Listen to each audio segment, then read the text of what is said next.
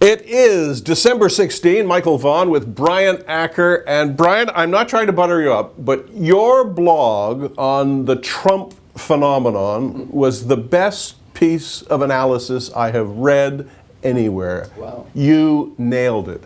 Well, thank you very much. And you started by saying democracy in the United States and Western Europe has led to deadlock. Yes. And that is the logjam that's been busted. Democracies all over the world, principally in the Western world, are not seen as effective.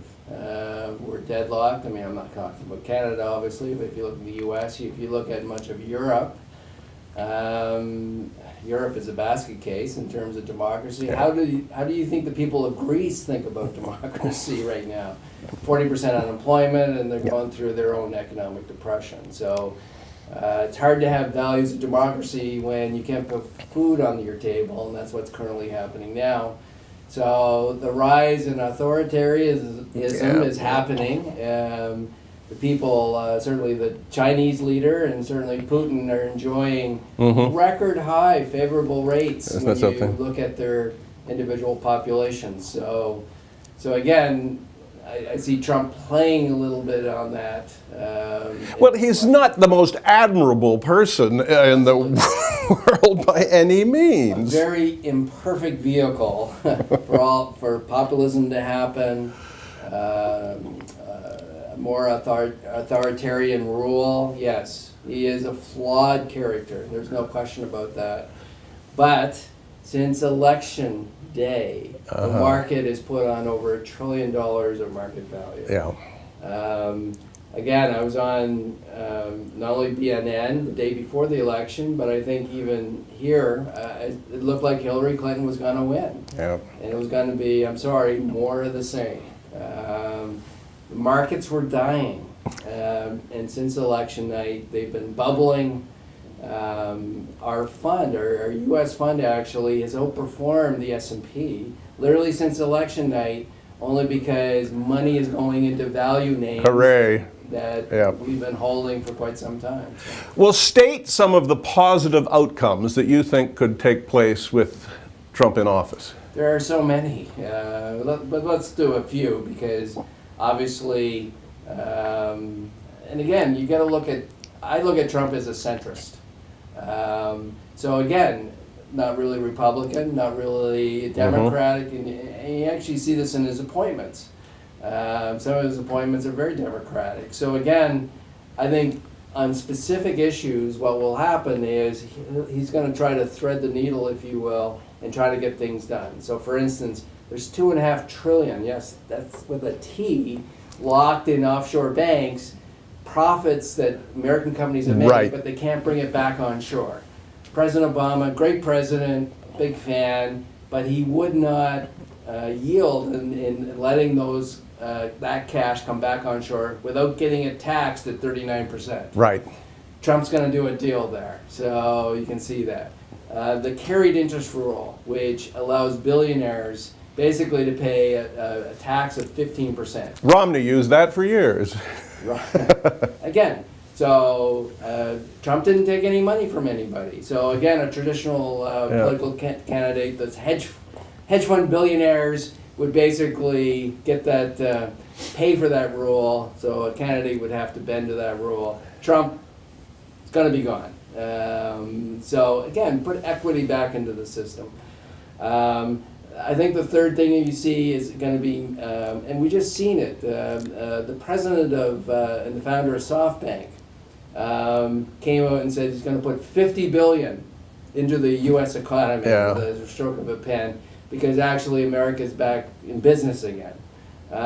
Fourth thing, Dodd-Frank. Again, I have a blog on both Bank of America and Citi, okay? Dodd-Frank has... Which have done nothing for years. 8 years. Okay?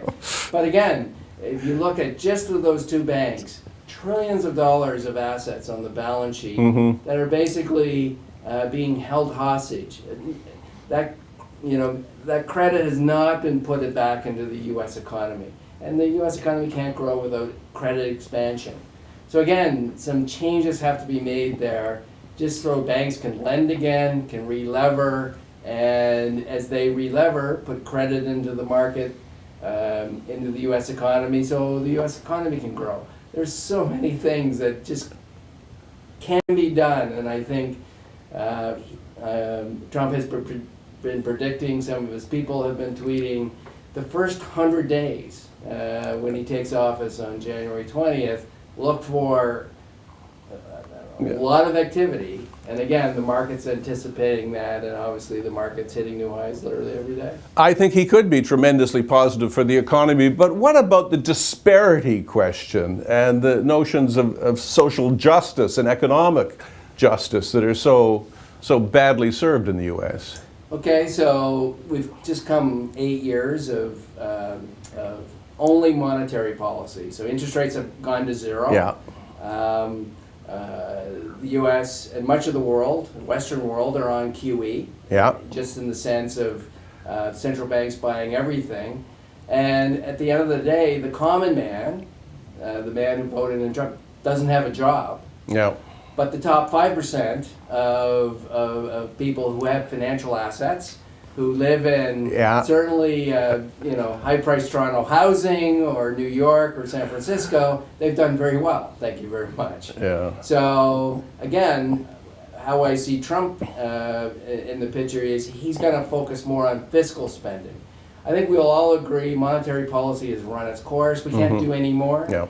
And a lot of inequities have been transpired because of that. Now it's fiscal policy where basically, and Canada actually led the way on this in this last election, where basically you're upgrading the infrastructure. You're doing stuff to actually employ the guy, the welders, the tradespeople, etc.